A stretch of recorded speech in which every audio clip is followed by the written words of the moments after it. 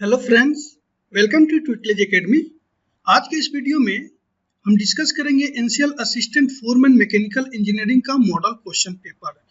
जो ये क्वेश्चन रहेगा वो एनसीएल के एग्जाम के पैटर्न के हिसाब से रहेगा, पूरे फुल सिलेबस पे रहेगा मैकेनिकल इंजीनियरिंग के, जो कि आप जानते हैं एनसीएल में 70 क्वेश्चन जो है टेक्निकल से आने वाले हैं। तो उस टाइप से 70 क्वेश्चन यहाँ पे बनाया गया है और इसका पीडीएफ भी आपको मिल जाएगा फ्री में।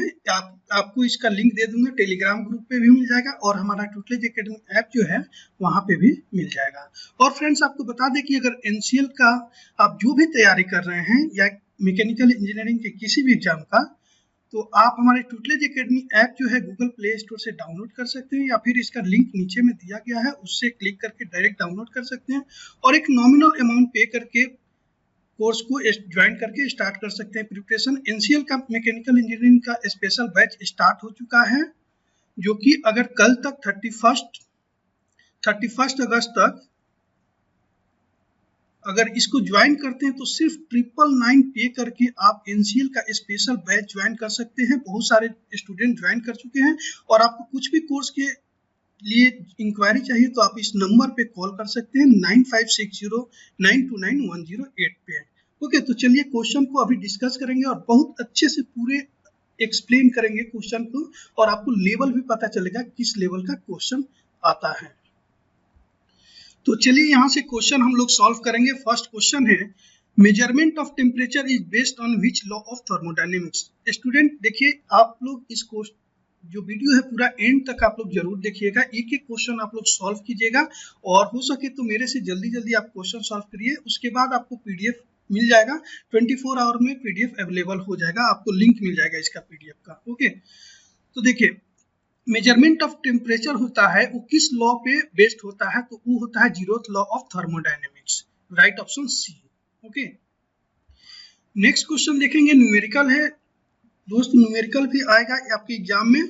तो हम लोग उम्मीद करके चल सकते हैं कि 10-15 या ज़्यादा से ज़्यादा 20 क्वेश्चन जो होगा वो न्यूमेरिकल का आ सकता है। तो आपको न्यूमेरिकल भी बहुत अच्छे से प्रिपरेशन करके चलना है। कम आता है या नहीं आता है तो अच्छी बात है, लेकिन प्रिपरेशन में कोई कमी नहीं होनी चाहिए आपकी। अच्छे से प्रिपेयर करना, क्योंकि कंपटीशन बहुत हाई है। कुछ भी कीजिए बट अच्छे से प्रिपरेशन करना है। ओके, तो चलिए, an ideal gas at 27 degree Celsius, यहाँ पे सेल्सियस होगा, is heated at constant pressure till its volume becomes 3 times. What would be then the temperature of gas? ठीक है, यहाँ पे देखिए टेम्परेचर क्या दिया है, इनिशियल टेम्परेचर दिया है यानी T1 जो दिया है वो 27 डिग्री सेल्सियस दिया है। ठीक है, जब हम लोग न्यूमेरिकल सॉल्व करते हैं तो डिग्री सेल्सियस में जो होता है उसको 273 से ऐड कर देते हैं, जिससे हमारा वो होता है कि केल्विन में कन्वर्ट हो जाता है। तो ये हो जाएगा 300 केल्विन। 273 को ऐड करेंगे तो 300 केल्विन होता है। ठीक है, तो और ये जरूरी होता है करना। और क्या है कि फर्स्ट स्टेज में देखेंगे वॉल्यूम V1 जो है वो क्या है, V है, और वॉल्यूम बिकम्स 3 टाइम्स। बाद में वॉल्यूम जो होता है वो 3 टाइम्स हो जाता है, यानी V2 जो होगा 3V होगा। अगर 2 टाइम्स होता है तो हम लोग 2V लिखते हैं। ओके, अब देखिए सबसे मेन इंपॉर्टेंट बात ये है कि कांस्टेंट प्रेशर अगर यहाँ बोल रहा है यानी प्रेशर कांस्टेंट है, तो आप देखेंगे फर्स्ट लॉ ऑफ थर्मोडायनेमिक्स पढ़ते हैं तो वहां पे देखेंगे प्रेशर वॉल्यूम टेम्परेचर, इसी में हम लोग खेलते हैं।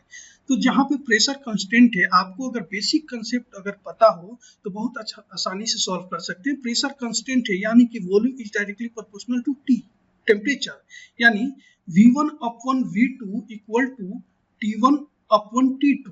ओके, यानी ये इसको लिख सकते हैं V1 upon T1 equal to V2 upon T2। ये इक्वेशन जो बेसिक कंसेप्ट जिनका क्लियर है उनको बहुत अच्छा आसानी से समझ जाएगा। नहीं होगा तो आपको बेसिक कंसेप्ट क्लियर करना है। मैं बार बार बताता हूँ, आपका बेसिक कंसेप्ट क्लियर रहेगा ना तो एग्जाम में कोई भी क्वेश्चन आ जाए, कैसा भी आ जाए, आप सॉल्व कर लेंगे। सिर्फ ये एमसीक्यू रट्टा मारते रहेंगे तो फिर नहीं हो पाएगा, ट्विस्ट होगा क्वेश्चन, आप सॉल्व नहीं कर पाएंगे। ओके, तो देखिए V1 क्या है, V1 जो है वो V है और T1 टेम्परेचर T1 जो है 300 केल्विन है। 300 केल्विन इक्वल टू V2 क्या है, 3V है, 3 टाइम्स वॉल्यूम हो जा रहा है और T2 हमें निकालना है। ठीक, तो T2 हम लोग यहाँ निकालेंगे तो लिख देंगे 300 इंटू 3V। मैथमेटिकल कैलकुलेशन है, उतना मैं नहीं बताने वाला हूँ आप लोग को, इतना तो आपको आता ही होगा, मैं मानकर चल रहा हूँ और आना भी चाहिए, और अपन V।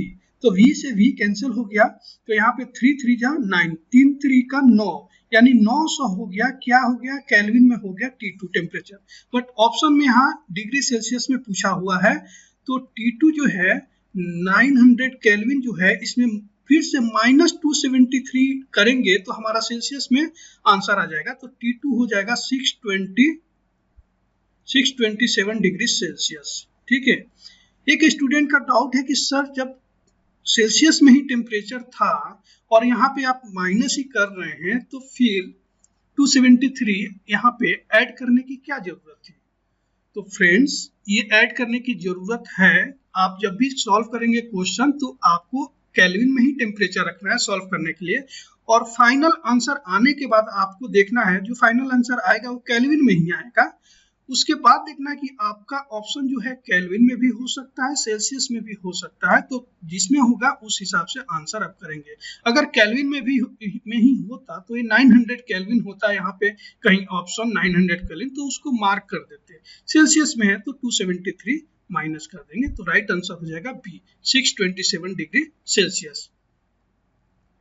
अब हम लोग देखेंगे question 3, the efficiency of Carnot cycle is maximum for. Carnot cycle का एफिशिएंसी मैक्सिमम किस पे होता है? जब रिवर्सिबल इंजन होता है तब। तो राइट आंसर हो जाएगा इसका B, reversible engine. Next question देखेंगे, बहुत इंपॉर्टेंट क्वेश्चन है। For an irreversible thermodynamic cycle, irreversible thermodynamic cycle, इसमें ऑप्शन में क्या रहेगा? तो देखिए इस टाइप का जब क्वेश्चन देखते हैं ना, तो ये देखिए कि सारे क्वेश्चन जो जितने ऑप्शन है पॉसिबल हो सके उसको हम लोग पढ़ सके। तो एक क्लॉसियस इनइक्वालिटी जो है इक्वेशन, उसको मैं लिख रहा हूं यहाँ पे, तो लिखेंगे फ्रॉम क्लॉसियस इनइक्वालिटीज, उसमें क्या होता है कि integral dq upon t equal to जो 0 होता है उसको बोलते हैं साइकिल इज रिवर्सिबल।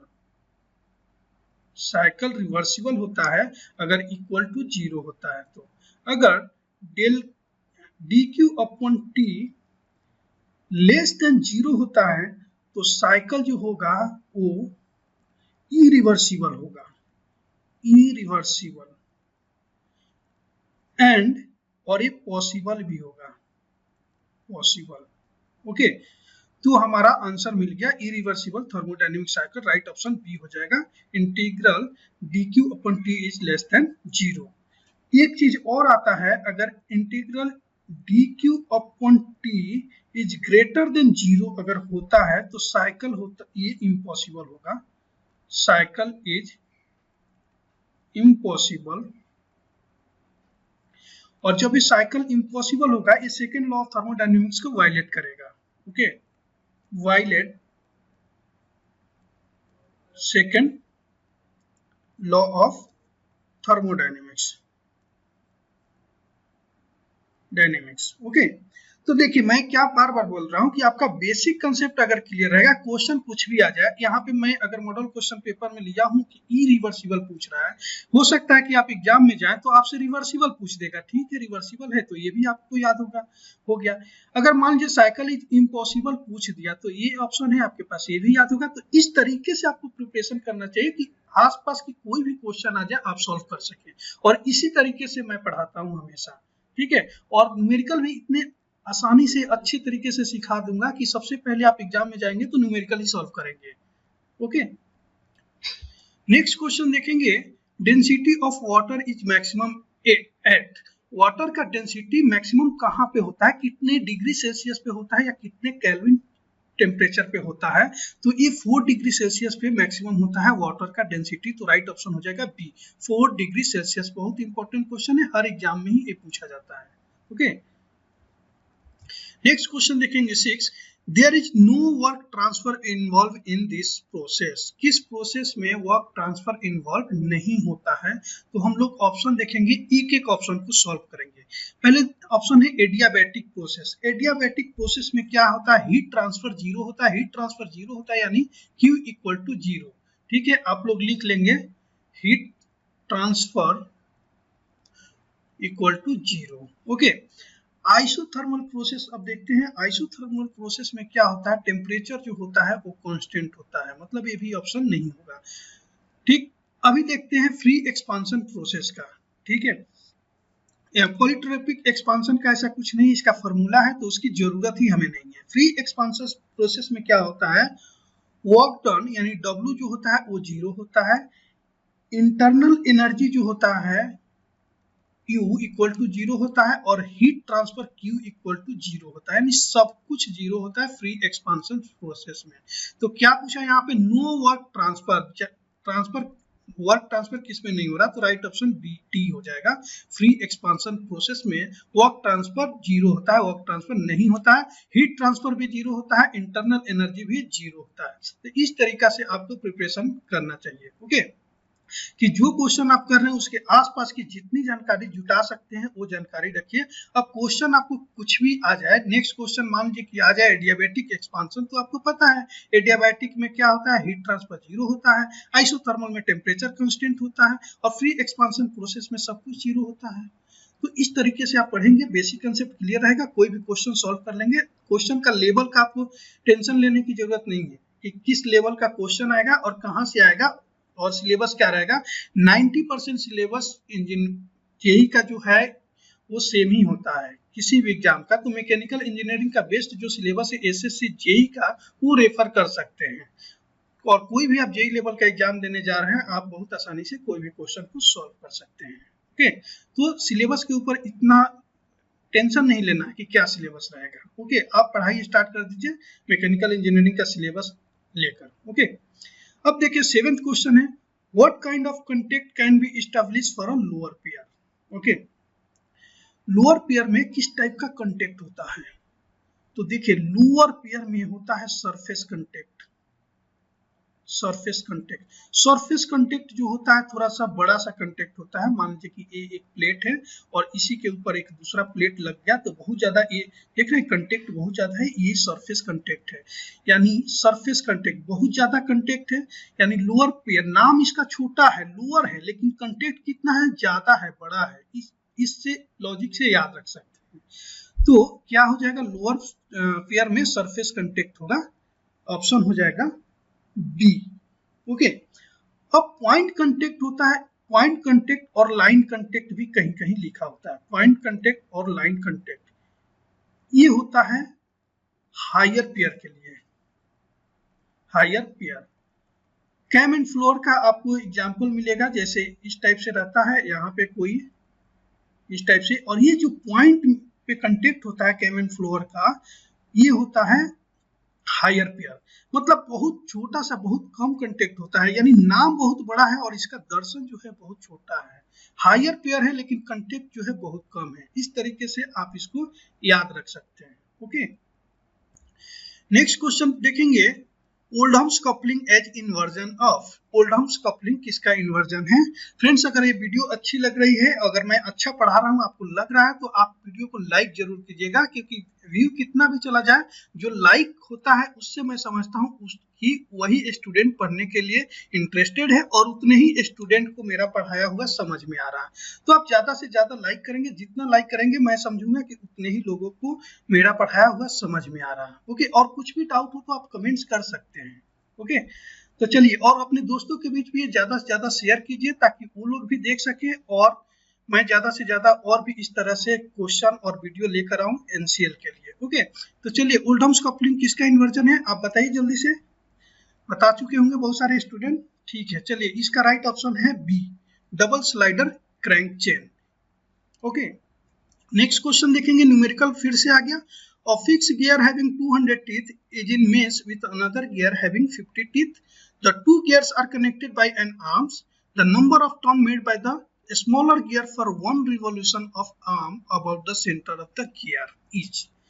तो यहाँ पे देखिए, इस क्वेश्चन का आप अगर सॉल्यूशन देखेंगे, बुक में एक बार जाकर सॉल्यूशन देख लीजिएगा, आपको नहीं पता होगा तो सॉल्यूशन देखेंगे तो आपको समझ में कुछ भी नहीं आएगा। अगर आपको मैं ये क्वेश्चन समझाने बैठूं यहाँ पे तो 10 से 15 मिनट लगेगा कि सॉल्व कैसे होता है, और जब आप समझ जाएंगे तो आपको सॉल्व करने में 3 से 4 मिनट लगेगा। ठीक है, लेकिन इसका एक ऐसा जुगाड़ निकाला हूँ, ऐसा एक कंसेप्ट लाया हूँ लॉजिक, जो आप क्वेश्चन देखते ही बिना पेन उठाए सॉल्व कर सकते हैं। इस टाइप का कोई भी क्वेश्चन आ जाए, सबसे पहले देखना है कि रिवॉल्यूशन कितना है, तो 1 रिवॉल्यूशन है, यानी हम लोग लिख लेंगे x इक्वल टू 1 या फिर y इक्वल टू 1 रिवॉल्यूशन है।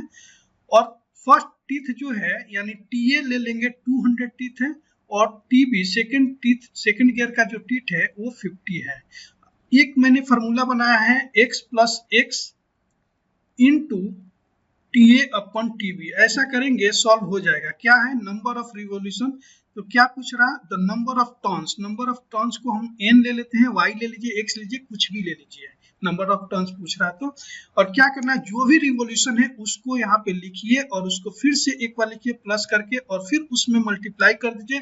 जो टीथ दिया हुआ है बड़ा टीथ को ये नीचे लिखता हूँ 1 प्लस 1 इंटू, कभी भी ये नहीं देखना कि कौन सा TA है कौन सा TB है, बड़े वाले टीथ को ऊपर रख दीजिए और नीचे वाला जो है यानी स्मॉलर वैल्यू है उसको बड़े वाले को जो लार्जर वैल्यू है ऊपर लिख दीजिए और स्मॉलर वैल्यू को नीचे लिख दीजिए। इसको कट कीजिए, 5 चौका 20, 5 4 जा 20, ठीक है।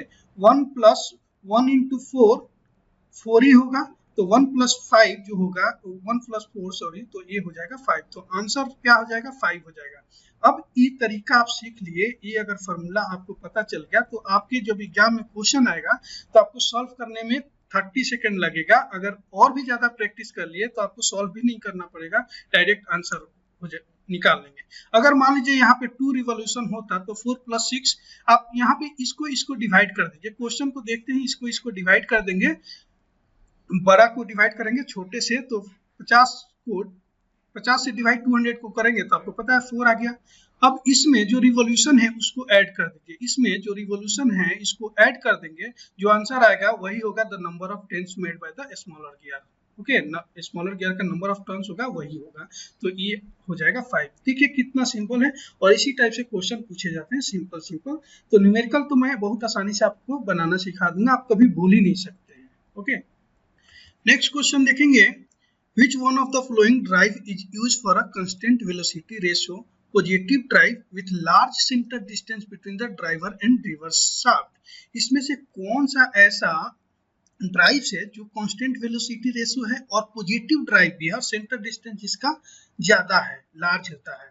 तो आपको एक चीज याद रखना होगा, जो चेन ड्राइव है वो पॉजिटिव ड्राइव होता है और कांस्टेंट वेलोसिटी रेशियो भी होता है, तो राइट ऑप्शन जो है इसका हो जाएगा C, chain drive. Okay, next question 11, in which one of the following is flywheel generally employ. इसमें से कौन सा ऐसा है जहां पे फ्लाईव्हील को लगाते हैं, तो पंचिंग मशीन जो होता है उसमें फ्लाईव्हील लगाया जाता है, तो राइट ऑप्शन हो जाएगा सी, पंचिंग मशीन। नेक्स्ट क्वेश्चन देखिए, एक और न्यूमेरिकल आ गया, बहुत सिंपल न्यूमेरिकल है। तो स्टूडेंट देखिए फ्रेंड्स, आप लोग एक कभी सोचिएगा मत, कुछ स्टूडेंट सोच भी लेते हैं ऐसा कि छोड़ो मैं न्यूमेरिकल क्वेश्चन को नहीं सॉल्व करूंगा एग्जाम में। अरे भाई, अगर आप नहीं सॉल्व करेंगे, मान लीजिए 5 ही न्यूमेरिकल आता है, आप नहीं सॉल्व करेंगे, 5 मार्क्स तो वहां पे गया आपका ऐसे ही, तो आप फेल हो सकते हैं। एक मार्क्स इंपॉर्टेंट है कॉम्पिटिटिव एग्जाम के लिए, तो देख ही रहे हैं आपका कंपटीशन कितना ज्यादा हाई है। सुनने में आया कि 70,000 से ज्यादा फॉर्म भरा गया मैकेनिकल इंजीनियरिंग का एनसीएल में, यानी 1000 स्टूडेंट पे 72 सीट है एनसीएल का मैकेनिकल के लिए, तो 1000 में एक लोगों का सिलेक्शन होना है, एक कैंडिडेट का, तो इससे समझिए कि कंपटीशन कितना हाई है। ठीक है, हो सकता है कि उसमें 20% लोग एग्जाम ही देने नहीं जाएंगे। ठीक है, तो भी मानकर चलिए कि 800 में एक स्टूडेंट का सिलेक्शन है, तो आप जी जान लगा के अच्छे से प्रिपरेशन कीजिए और फुल प्रिपरेशन कीजिए। जो भी नहीं आता है आप सीखिए, जैसे भी सीख सकते हैं वैसे सीखिए, यूट्यूब से सीखिए, कहीं क्लास अगर लगता है क्लास लगा लीजिए। अगर मान लीजिए जैसे एप्टीट्यूड नहीं आता है आपको और नहीं सीख पा रहे हैं यूट्यूब से, तो कहीं क्लास अगर मिल रही है तो क्लास लगाइए, जरूरी है, क्योंकि आपको एग्जाम निकालना है। नेक्स्ट ईयर से सीईटी का भी रूल आ जाएगा, कॉमन एंट्रेंस टेस्ट, तो कोई भी नया रूल आएगा तो पुराने लोगों के लिए परेशानी हो जाएगी। ठीक है, अभी तक एक क्लियर नहीं हुआ है कि टेक्निकल के लिए आएगा या नहीं आएगा, बट कहीं आ गया तो बहुत दिक्कत हो सकती है, तो उसके पहले आप एग्जाम निकालिए और नौकरी अपना फिक्स कीजिए। ओके, तो बहुत अच्छे से पढ़ना है और अच्छा से प्रैक्टिस करते रहिए, 8 से 10 घंटा डेली पढ़िए, अगर आपके पास टाइम है। जो वर्किंग है वो भी 3-4 घंटे डेली पढ़िए। ठीक है, तो देखिए, the speed of crankshaft is found to vary between 120 rpm and 150 rpm। Crankshaft का स्पीड जो है वो वेरी कर रहा है 120 आरपीएम से लेके 150 आरपीएम में during one cycle of operation, एक साइकिल के ऑपरेशन के दौरान। Okay, what is the coefficient of fluctuation of speed? तो पूछ रहा है coefficient of fluctuation of speed क्या होगा। Coefficient of fluctuation of speed जो होता है उसको सी और एस इससे डिनोट करते हैं। तो coefficient of fluctuation of speed C S जो होता है इसका फॉर्मूला होता है range of speed upon mean speed. देखिए मुझे समझाने में टाइम लगता है लेकिन आप समझ जाएंगे तो आपको सॉल्व करने में टाइम नहीं लगेगा, 30 सेकेंड लगेगा, आप क्वेश्चन को सॉल्व कर लेंगे, न्यूमेरिकल क्वेश्चन। ठीक है, तो रेंज ऑफ स्पीड क्या होता है? रेंज ऑफ स्पीड वो होता है कि maximum speed minus minimum speed. तो हम लोग आरपीएम को ले लेते हैं, इसको मान लीजिए कि एन मिनिमम स्पीड मान लेते हैं, इसको 150 को एन मैक्सिमम मान लेते हैं, तो होगा maximum speed minus minimum speed को ही हम लोग बोलते हैं रेंज ऑफ स्पीड। और मीन स्पीड जो होता है, मीन स्पीड को बोलते हैं कि दोनों स्पीड को आप ऐड कर दीजिए, दोनों स्पीड को जोड़ दीजिए और उसको 2 से डिवाइड कर दीजिए और जो आएगा वैल्यू वही होता है मीन। और आपको मैथमेटिक्स अगर पता है तो आपको पता होगा कि मीन ऐसे ही निकालते हैं, तो इसमें कुछ खास नहीं है, मैथमेटिकल इक्वेशन है। Maximum speed plus minimum speed upon 2 ऐसे करेंगे हो जाएगा। ओके, तो चलिए हम लोग लिखते हैं मैक्सिमम स्पीड कितना है 150 है, माइनस मिनिमम स्पीड कितना है 120 है, और इसको maximum speed 150 plus minimum speed 120 करेंगे और डिवाइड कर दीजिए 2 से। ठीक है, तो 150 माइनस 120 जो होगा वो 30 हो जाएगा और 150 प्लस 120 जो होगा कितना हो जाएगा 100 200 270 को 2 से डिवाइड कर देंगे तो कितना हो जाएगा, मतलब ये 270 हो गया और ये 2 से डिवाइड कर दीजिए तो 135 हो जाएगा। ऐसे ही सॉल्व करना, अब इसका सॉल्व करेंगे आंसर आ जाएगा। अब सॉल्व करना भी बता देता हूँ एक बार, अगले क्वेश्चन से मैं नहीं बताऊंगा क्योंकि यहाँ पे मैं आप लोगों को मैथ्स पढ़ाने नहीं आया हूँ, आपको इंजीनियरिंग पढ़ा रहा हूँ। बट किसी को स्टूडेंट को डाउट हो सकता है तो उसको बता दें 135 से डिवाइड करना है 30 से, ये तो कम वैल्यू है तो डिवाइड कैसे होगा, एक जीरो लगाना होगा, एक जीरो लगाएंगे तो यहाँ पे एक पॉइंट हो जाएगा। अब 2 से डिवाइड करेंगे तो 2 से डिवाइड करेंगे 270 हो जाएगा, कट जाएगा, यहाँ पे 3 बच जाएगा। फिर से एक जीरो लगा दीजिए, एक पॉइंट लगा है तो एक जीरो ले सकते हैं, फिर से पॉइंट लगाने की जरूरत नहीं है। फिर से 2 से डिवाइड करेंगे 270 आएगा।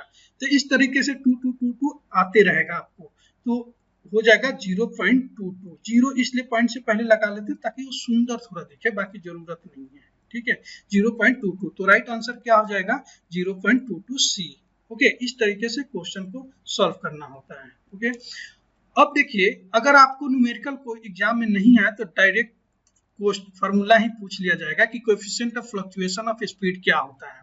तो अगर यहाँ पे एनसीएल के लेवल की बात करूँ तो वहां पे हो सकता है मैं ज्यादा चांसेस है कि फार्मूला ही पूछेगा, बट मैं फार्मूला का क्वेश्चन नहीं यहाँ पे लेकर न्यूमेरिकल का क्वेश्चन इसलिए लिया कि आप फार्मूला भी सीख जाएं और आप न्यूमेरिकल भी सीख जाएं, तो कुछ भी आ जाए आप सॉल्व करेंगे। ठीक है, तो ये फार्मूला है, या फिर फार्मूला ऐसे भी बन सकता है, यहाँ पे फिर से एक बार लिख देता हूँ इसको इरेज करके।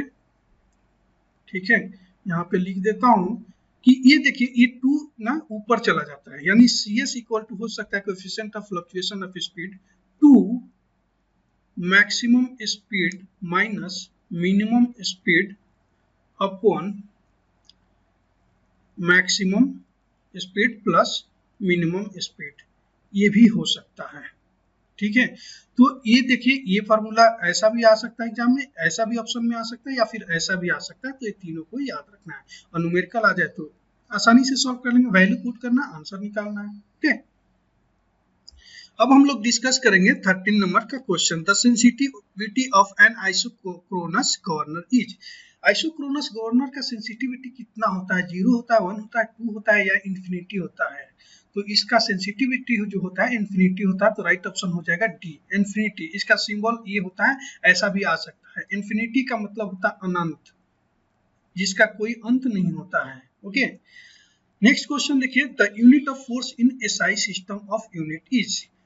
फोर्स का यूनिट पूछ रहा है एसआई सिस्टम में, तो फोर्स का जो यूनिट होता है एसआई सिस्टम में ये सबको पता होगा, मुझे लग रहा है न्यूटन होता है, तो राइट ऑप्शन ए हो जाएगा न्यूटन। आप सोचेंगे एक बहुत सिंपल क्वेश्चन है, ऐसा भी क्वेश्चन आता है क्या में और आएगा, तो ये छोटे छोटे चीजों पे भी ध्यान देना है।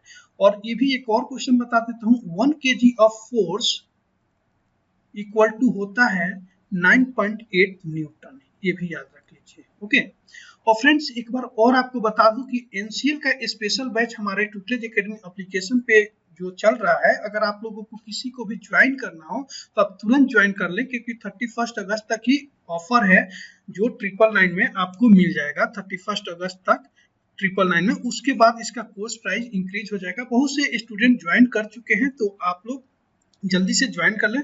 और आपको नंबर बताया हूँ 9560929108, इसमें कोर्स के रिलेटेड कुछ भी आपको इंक्वायरी चाहिए तो आप डायरेक्ट कॉल कर सकते हैं। ओके, तो चलिए अब नेक्स्ट क्वेश्चन सॉल्व करते हैं।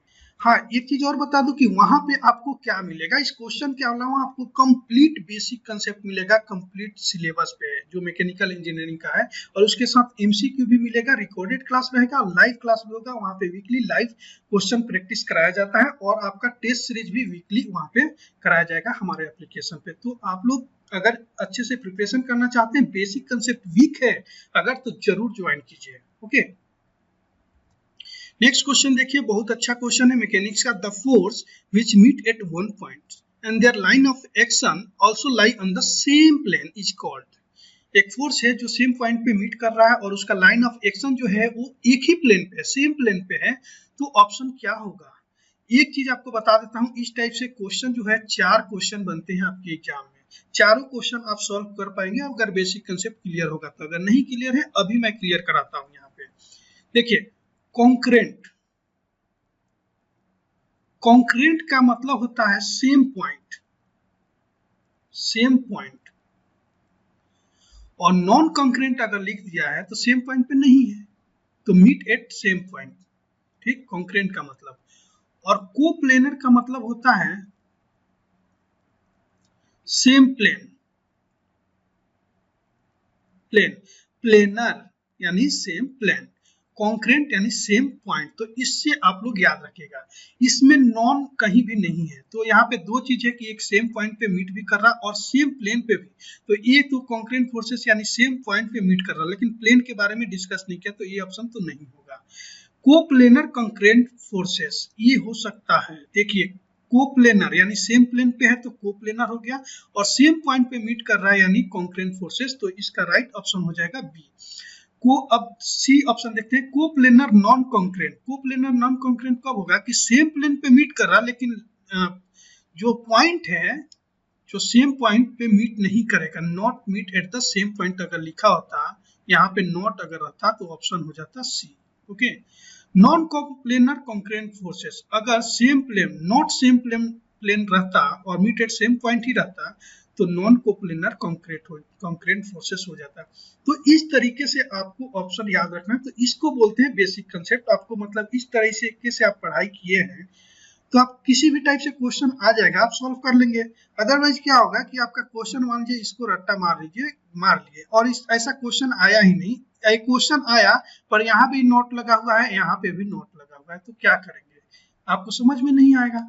तो इसलिए एक चीज याद रखिएगा, कॉन्करेंट के मतलब सेम पॉइंट होता है, कोप्लेनर के मतलब सेम प्लेन आता है। अब कहीं भी कोई भी क्वेश्चन आ जाए आप सॉल्व कर लेंगे। ओके, और ये आगे पीछे रहे उससे कोई मतलब नहीं है, कभी कोप्लेनर आगे रहे और कॉन्करेंट पीछे रहे और ऑप्शन आगे पीछे हो तो उससे कोई दिक्कत नहीं होगा। Okay, next question, when the body at rest the friction experienced by a body is, अगर कोई बॉडी रेस्ट पे है, एक जगह रुका हुआ है, तो उसका फ्रिक्शन एक्सपीरियंस कैसा होगा, तो वो होगा static friction. Right option A, static friction.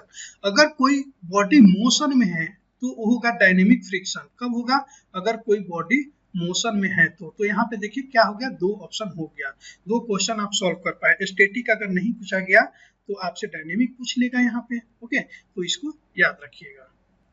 अब नेक्स्ट क्वेश्चन देखेंगे, coefficient of friction depends on. Coefficient of friction जो होता है वो किस पे डिपेंड करता है, तो वो डिपेंड करता है नेचर ऑफ सरफेस। तो राइट ऑप्शन हो जाएगा सी, नेचर ऑफ सरफेस। अब नेचर ऑफ सरफेस क्या होता है कि सरफेस का नेचर कैसा है, सरफेस जो है वो चिकना है या फिर खुरदुरा है, ठीक है। और फ्रिक्शन ये बोलते हैं कि मान लीजिए कि आपके घर में जो टाइल्स है या कहीं भी टाइल्स लगा हुआ है उस पे पानी गिरा हुआ है और वहां पे आप डांस कीजिए, थोड़ा सा और मजा लेना है तो वहां पे तेल गिरा दीजिए टाइल्स पे और डांस कीजिए, क्या होगा, आप स्लीप कर जाएंगे बहुत जल्दी। ठीक है, तो उसका मतलब क्या है कि इतना स्लिपरी हो गया है, मतलब उसमें फ्रिक्शन ही नहीं है। ठीक है, और वहीं पे कोई फर्श अगर रहे, जैसे रोड है, रोड पे जो चलते हैं, ठीक, तो वो रोड क्या होता है, थोड़ा खुरदुरा रहता है इस टाइप से। ठीक है, तो वहां पे क्या होता है, फ्रिक्शन मिलता है जिसकी वजह से आप पैदल भी चल पाते हैं और या व्हीकल भी चला सकते हैं। ठीक है, तो फ्रिक्शन जरूरी होता है हमें चलने के लिए, पर मशीन में ये फ्रिक्शन जो होता है वो निगेटिव होता है, वहां पे फ्रिक्शन नहीं होना चाहिए। ठीक है, इसलिए उसमें लुब्रिकेंट यूज करते हैं।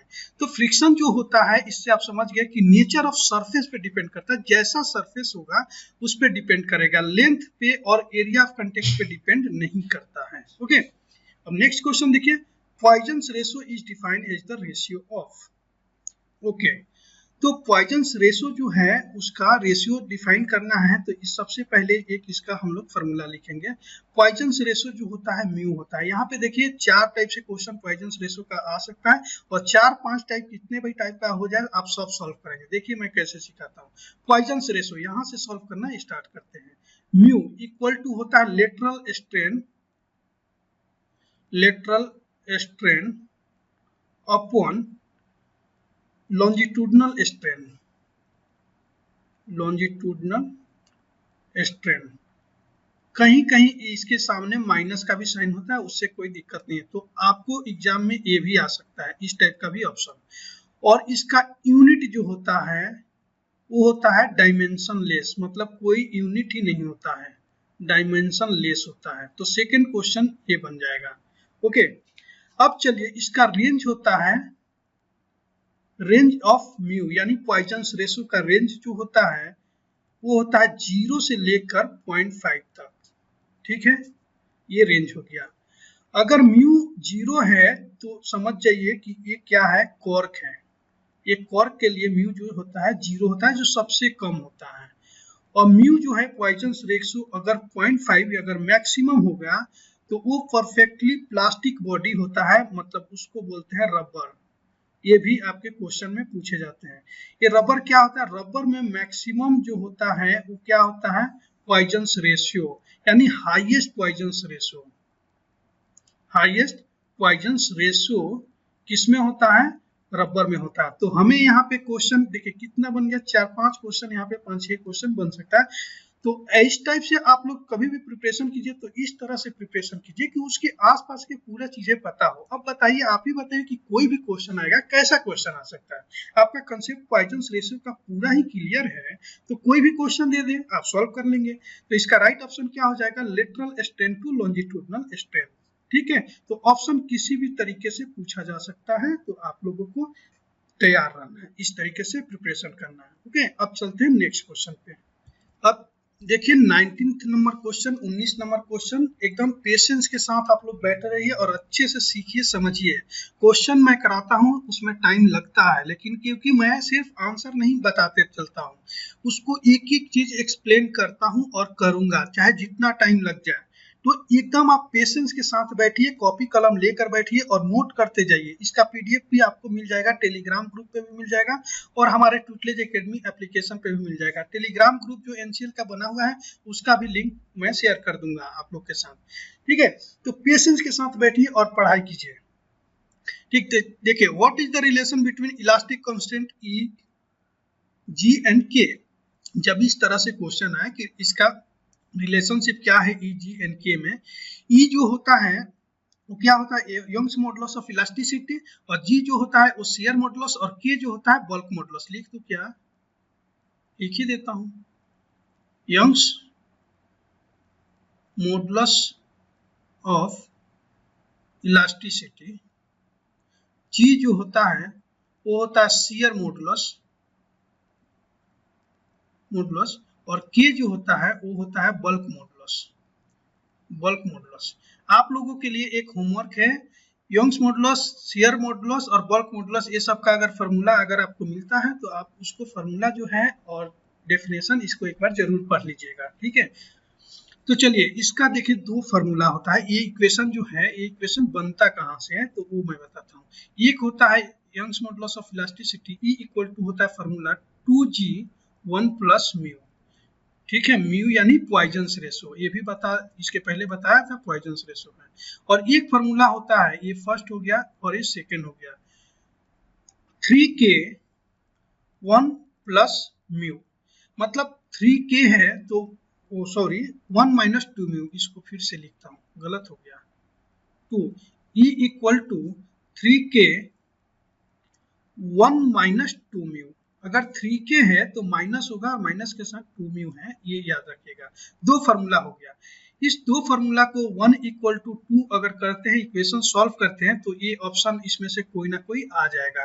तो यहाँ पे हमें इक्वेशन सॉल्व करने की जरूरत नहीं है, डायरेक्ट मैं आंसर बताऊंगा और आपको डायरेक्ट ही याद कर लेना है।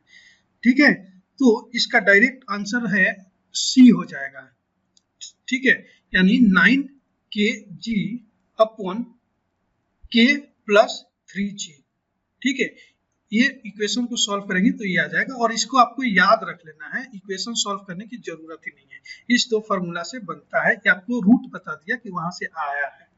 तो देखिए इसको याद कैसे करना है, बहुत सारे कंफ्यूजन होता है। आप याद कर लीजिए कि ऊपर रहेगा 9kg, नीचे रहेगा 3kg, 9kg अपन 3kg, और 3kg में k प्लस g कर दीजिएगा, बस इतना कर दीजिएगा, तो 9kg अपन 3kg। ओके, इस टाइप से आप लोग याद रख लीजिएगा। ओके, अब नेक्स्ट क्वेश्चन देखिए, न्यूमेरिकल आ गया।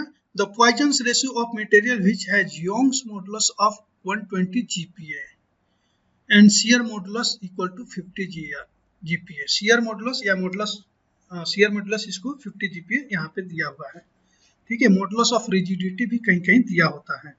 तो इसको देखिए, आपके पास दो फार्मूला है, क्या है, E equal to 2g 1 plus mu और and E equal to 3k 1 minus 2 म्यू। ये दो फार्मूला है। अब इस फार्मूला को यूज करना है, कहाँ करेंगे। अब देखिए डाटा सबसे पहले देखेंगे, जो हमारे पास डाटा क्या है। टाइम लग रहा सॉल्व करने में, आपको समझाने में, आपको टाइम नहीं लगेगा एग्जाम में सॉल्व करने में। ओके, शियर मॉडुलस यानी जी जो होता है वो दिया हुआ है 50 GPa, और यंग्स मॉडुलस जो है यानी ई दिया हुआ है 120 GPa। अब आप ही बताइए कि फार्मूला कौन सा यूज होगा। तो देखिए फार्मूला में के तो है नहीं, यानी बल्क मॉडुलस तो दिया नहीं है। के जो होता है वो होता है बल्क मॉडुलस, तो वो तो दिया नहीं है, मतलब ये फार्मूला यूज होगा। ओके, तो यूज कर लीजिए।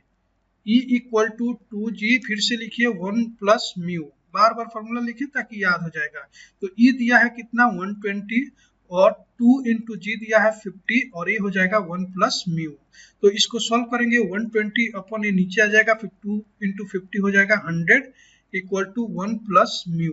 तो इसको कट कर देंगे, 10 से 12 को डिवाइड करेंगे, एक जीरो है यहाँ पे 1 के बाद, तो यहाँ पे पॉइंट आ जाएगा, यानी हो जाएगा 1 प्लस म्यू इक्वल टू 1.2। तो म्यू यानी पॉइजन्स रेशियो की वैल्यू हो जाएगी 1.2 माइनस 1, ये 1 इधर आ जाएगा तो माइनस हो जाएगा। ठीक है, इधर प्लस में है, तो इतना तो आपको बेसिक न्यूमेरिकल जो है मैथमेटिक्स आपको पता ही होना चाहिए, और होगा भी।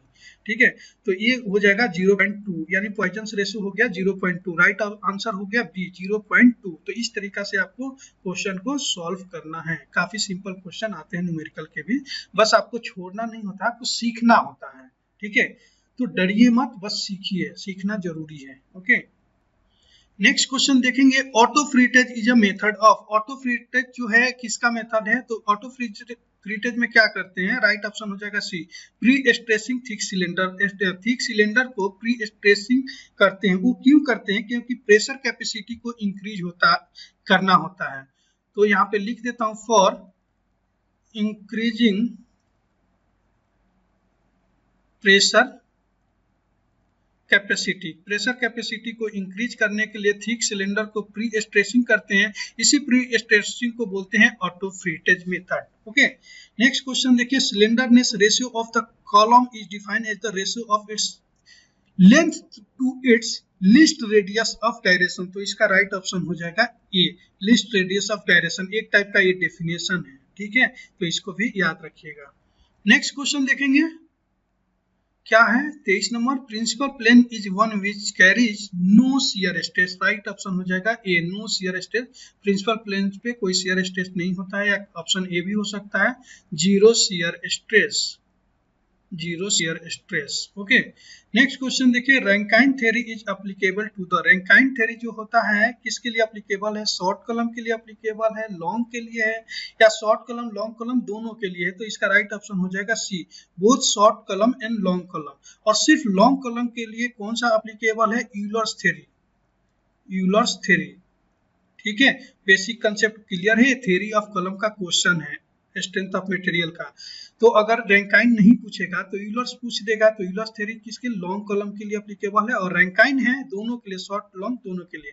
रैंकाइन थ्योरी का एक फॉर्मूला भी होता है, तो अगर फॉर्मूला एग्जाम में पूछ लिया जाए तो ये भी हम लोग रेडी करके जाएंगे।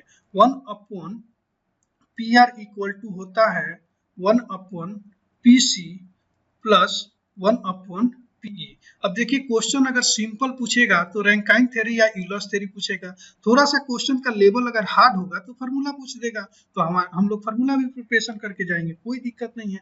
पीआर जो होता है वो होता है रैंकाइन लोड या फिर क्रिपलिंग लोड। ठीक है, ये है रैंकाइन लोड और क्रिपलिंग लोड भी बोलते हैं। और पीसी जो होता है वो होगा क्रॉसिंग लोड।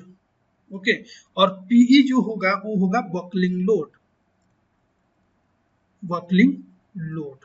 ओके, तो ये फॉर्मूला आप याद रखेंगे। ओके, नेक्स्ट क्वेश्चन देखेंगे यहाँ पे 25 number, in the assembly design of shaft pulley and key the weakest member is.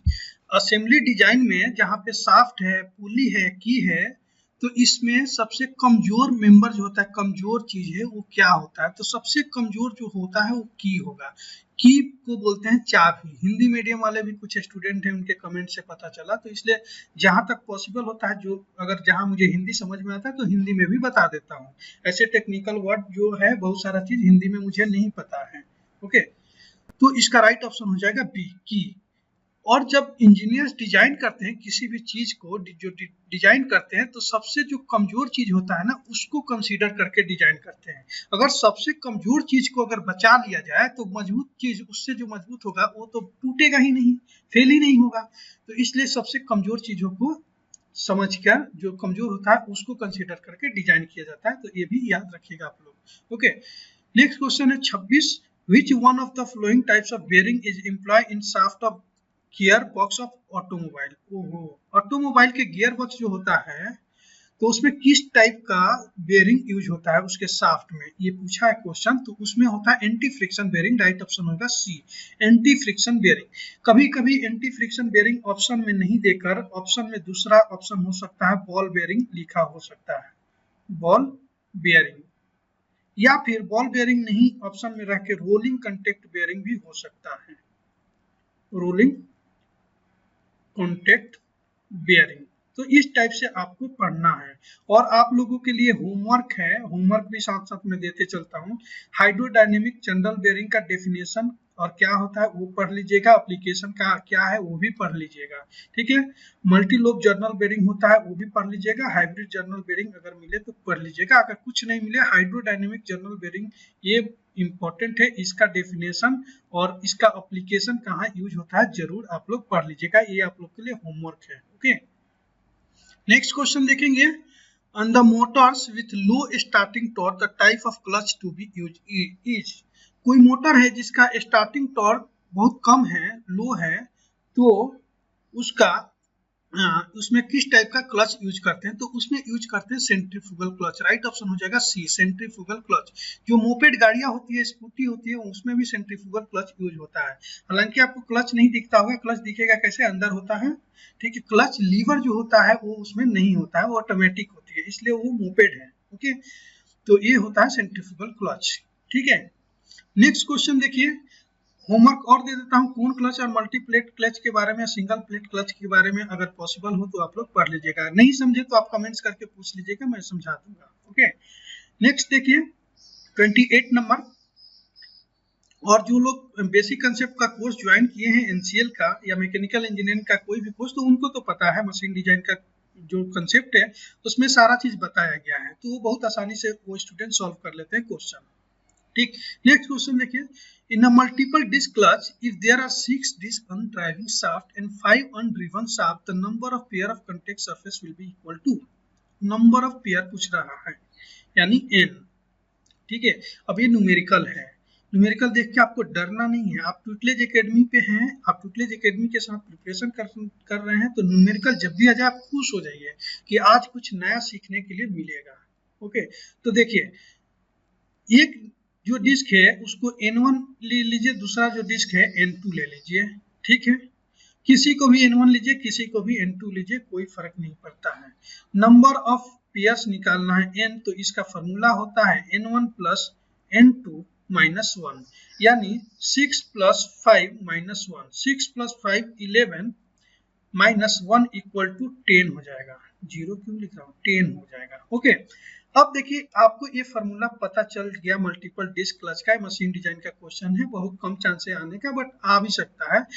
ये देखिए क्वेश्चन अगर आपके आएगा, सिंपल क्वेश्चन आएगा, तो मल्टीपल डिस्क क्लच का फॉर्मूला आपसे डायरेक्ट पूछा जाएगा, तो ये है फॉर्मूला। अब मैं फॉर्मूला का क्वेश्चन नहीं लिया यहाँ पे, क्योंकि मैं सोचा कि आपको न्यूमेरिकल भी बता दूं। अगर न्यूमेरिकल बता देता हूँ एक, तो आपका तो न्यूमेरिकल भी हो जाएगा। जो अगर क्वेश्चन का लेवल थोड़ा सा ज्यादा हाई आता है तो न्यूमेरिकल, थोड़ा सा सिंपल आता है तो फॉर्मूला तो आएगा ही, तो आपको फॉर्मूला भी याद रहेगा। ओके, अब अगर ये फॉर्मूला जान गए आप, अगर इस टाइप से न्यूमेरिकल कहीं भी आ जाए, यहाँ पे 6 के जगह 8 रहे, 5 के जगह 4 रहे, कुछ भी रहे, आप कर सकते हैं। क्या करना है, दोनों डिस्क को ऐड कर देना है और एक माइनस कर देना है। 8 अगर रहता है यहाँ पे 4 रहता तो 8 4 12 माइनस 1 करते तो 11 हो जाता। ठीक है, तो इस टाइप से तो आपको पेन की भी जरूरत नहीं पड़ेगी, आप क्वेश्चन देखेंगे डायरेक्ट आंसर पे मार्क कर देंगे। 6 और 5 11, 11 माइनस 1 जो ये 1 है 10, तो राइट ऑप्शन ए 10। इस टाइप से इस क्वेश्चन को सॉल्व करना होता है। ओके, नेक्स्ट क्वेश्चन देखेंगे हम लोग, the creep in a belt drive is due to, the creep जो होता है वो बेल्ट ड्राइव में किस कारण के से होता है, तो इसका राइट ऑप्शन हो जाएगा D, unequal tension on tight and slack side of the belt. Belt का अगर डायग्राम देखे होंगे तो इस टाइप से 2 पुली होती है, इस टाइप से ऐसे आप डायग्राम देखेंगे, क्रॉस बेल्ट होता है और कहीं कहीं पे ऐसे प्लेन बेल्ट भी होता है। ठीक है, तो ऊपर का जो होता है वो टाइट साइड बोलते हैं, ठीक है, और नीचे जो होता है स्लेक साइड बोलते हैं। ठीक है, तो जो उस पे अनइक्वल टेंशन होता है, untight side and slack side of the belt, उसी को क्रीप बोला जाता है। ओके, नेक्स्ट क्वेश्चन देखिए, the piston rod and the cross head in steam engine are usually connected by means of. Steam engine का steam engine में piston rod और cross head जो कनेक्ट होता है, तो किसके थ्रू कनेक्ट होता है, कुछ ना कुछ तो होगा, कुछ की होगा, कुछ पिन होगा, तो कटर ज्वाइंट के थ्रू कनेक्ट होता है, तो राइट ऑप्शन हो जाएगा A, cutter joint. Next question देखेंगे, in a sand moulding the bottom most part of the flask is called. Sand moulding में जो फ्लैक्स होता है उसको बॉटम मोस्ट पार्ट यानी नीचे के पार्ट को क्या बोलते हैं, तो देखिए सैंड मोल्डिंग में यहाँ पे फ्लास्क एक बना ही देता हूँ। ठीक है, ये एक लाइन है, इसको बोलते हैं कोप, ये ऊपर है ना, ऊपर वाले को कोप बोलते हैं, नीचे वाले को ड्रैग बोलते हैं, और ये जो बीच वाली जो लाइन है इसको बोलते हैं चिक और पार्टिंग लाइन, पार्टिंग लाइन। तो क्या पूछ रहा, बॉटम मोस्ट पार्ट मतलब नीचे का पार्ट, तो नीचे का पार्ट जो होगा वो ड्रैग होगा, सी। अब दूसरा क्वेश्चन आएगा तो ऊपर का पार्ट पूछ लेगा, तो आपको पता चल गया कोप होता है। अगर बीच का लाइन जो पूछ लेगा कि क्या होता है चिक, तो ये चिक है। तो 3 क्वेश्चन आपके हो गए यहाँ से। ओके, मतलब आप अगर 70 क्वेश्चन यहाँ मेरे साथ कर रहे हैं तो समझ जाइए कि आप कम से कम 200 क्वेश्चन कर रहे हैं, तो टाइम मत देखिए, पेशेंस के साथ आप लोग पढ़ते रहिए। ओके, अब नेक्स्ट क्वेश्चन देखते हैं, the taper provided on pattern for its easy and clean withdrawal from the mould is. Taper जो प्रोवाइड होता है कि क्लीन और इजिली जो पैटर्न को रिमूव कर सके, ठीक है, कोई जो ऑब्जेक्ट बना रहे मोल्ड को विड्रॉ कर सके आसानी से, तो उस टेपर को क्या बोलते हैं। अब स्टूडेंट देखेंगे टेपर पूछ रहा मतलब टेपर अलाउंसेस होगा, लेकिन ये नहीं होता है, ड्राफ्ट अलाउंसेस होता है, राइट ऑप्शन बी हो जाएगा। और ड्राफ्ट अलाउंसेस को ही टेपर अलाउंसेस कहते हैं। अगर ऑप्शन में आपके ड्राफ्ट अलाउंसेस नहीं है, अगर सिर्फ टेपर अलाउंसेस है, तो आप टेपर अलाउंस को आप मार्क करेंगे। ओके, तो फ्रेंड्स आज इस पार्ट में इतना ही क्वेश्चन हम लोग रहने देते हैं। बहुत ज्यादा टाइम हो रहा है और टाइम लग रहा है क्योंकि क्वेश्चन को समझाना पड़ रहा है, काफी अच्छे से समझेंगे नहीं तब तक मजा नहीं आएगा। क्वेश्चन को ऐसे वन लाइनर मार्क करके नहीं होगा। तो आपको बाकी जो क्वेश्चन है मतलब 33 to 70 जो वो आपको पार्ट 2 में मिलेगा। पार्ट 2 तुरंत कल ही अपलोड हो जाएगा। ओके, और पार्ट 2 अपलोड होने के बाद ही आपको एक साथ पीडीएफ मिलेगा। उस पीडीएफ में आपको पूरा कंप्लीट 70 क्वेश्चन है। ठीक है, बीच में दे दूंगा तो आप लोग खुद ही सॉल्व करने लग जाएंगे और वीडियो देखेंगे नहीं तो मजा नहीं आएगा। ठीक है, तो आप लोग देखिए और इसको सॉल्व कीजिए और जब पीडीएफ मिलेगा 2-3 बार आप खुद से भी सॉल्व कीजिएगा तो ज्यादा मजा आएगा। और कोई भी कोर्स ज्वाइन करना चाहता है एनसीएल स्पेशल बैच तो जल्दी से जल्दी ज्वाइन कर लें। और किसी को डाउट है कि कैसे पढ़ा रहे हैं सर, क्या है नहीं है, तो आप 100 से ज्यादा वीडियो पढ़ा हुआ है इस चैनल पे मेरा कोर्स का, तो आप लोग देखिए, कोई भी वीडियो देखिए, पहले का देखिए, अभी का देखिए। कुछ वीडियो में एक आध क्वेश्चन गलत भी हुआ है तो वो भी देखिए आप।